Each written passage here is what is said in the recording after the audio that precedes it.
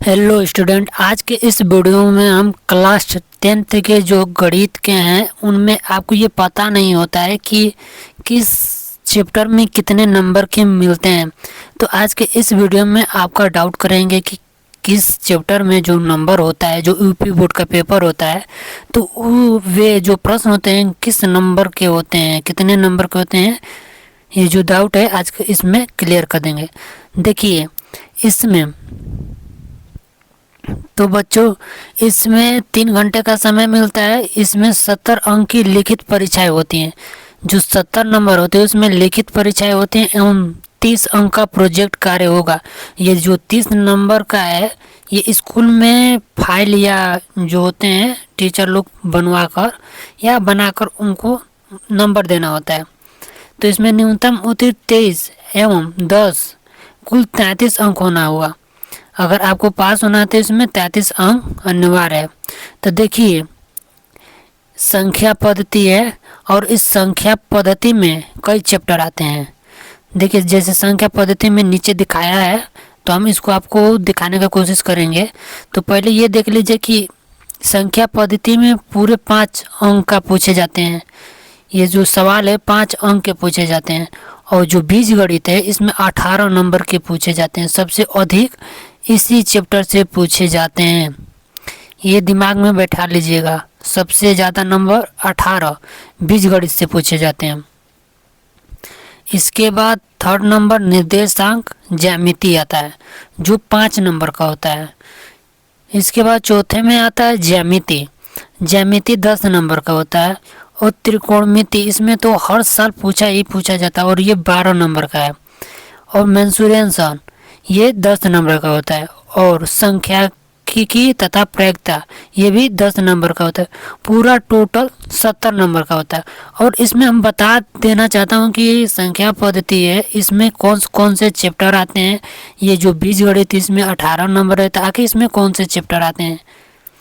तो guys video को like एवं सब्सक्राइब करते रहिएगा ताकि हमको भी सपोर्ट मिलता रहे।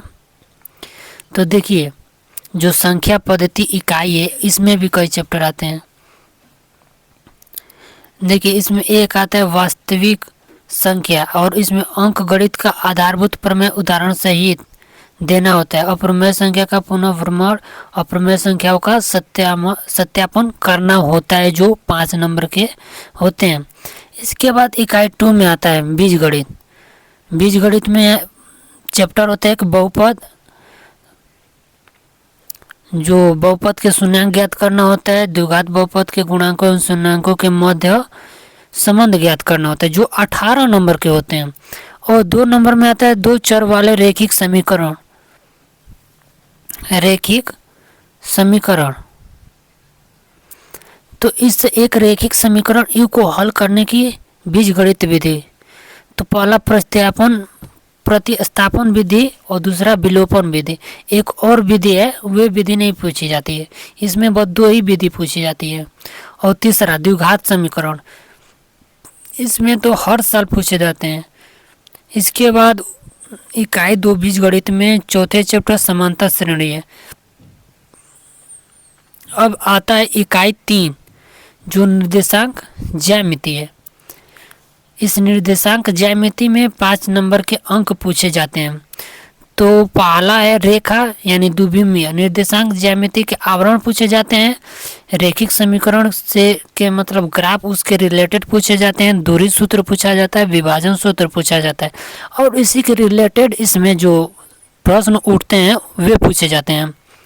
और इकाई समझ लीजिए इकाई 4 ये जो 4 नंबर है ज्यामिति, इसमें त्रिभुज और त्रिभुज के समरूप त्रिभुज के परिभाषा, उदाहरण और प्रति उदाहरण जो 10 नंबर का होता है। इसके बाद अगला देख लेते हैं जो इसी के रिलेटेड पूछे जाते हैं। इसके बाद इसमें वृत्त की स्पर्श रेखा और स्पर्श बिंदु पूछे जाता है। अब आगे देखते हैं नेक्स्ट इकाई 5 त्रिकोणमिति। और त्रिकोणमिति का परिचय पूछता है, त्रिकोणमिति का सर्वसमीकाय पूछता है, ऊंचाई और दूरी से रिलेटेड प्रश्न पूछता है। आपने प्रीवियस ईयर पेपर में देखा होगा कि उन्नयन कोण, अवनमन कोण, ऊंचाई और दूरी पर साधारण प्रश्न, प्रश्न 2 समकोण त्रिभुज से अधिक नहीं होना चाहिए। उन्नयन अवनयन कोण केवल 30, 45, 60 होने चाहिए। इसी से रिलेटेड पूछे जाते हैं और कहीं से बाहर नहीं पूछे जाते। इसके बाद इकाई 6 मेंसुरेशन, ये जो 10 नंबर का है, क्या है 10 नंबर का है और इसी से सवाल भी पूछे जाते हैं। तो देखिए इसमें वृत्त से संबंधित क्षेत्रफल पूछे जाते हैं।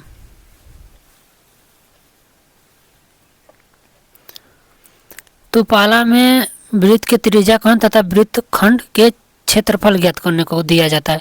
इसके बाद पृष्ठीय क्षेत्रफल और आयतन ज्ञात करने को दिया जाता है।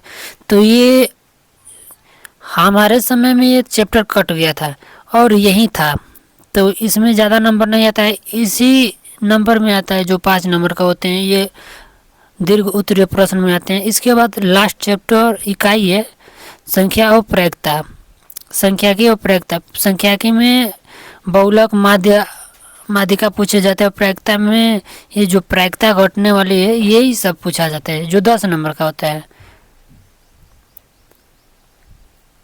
इधर अब कुछ नहीं है, तो कैसे नंबर मिलता है आपको हमने बता दिया। आप वीडियो को लाइक कर दीजिएगा और शेयर भी करिएगा ताकि आपके दोस्त भी जाने और डाउट क्लियर करें कि कैसे प्रश्न या नंबर कैसे मिलते हैं।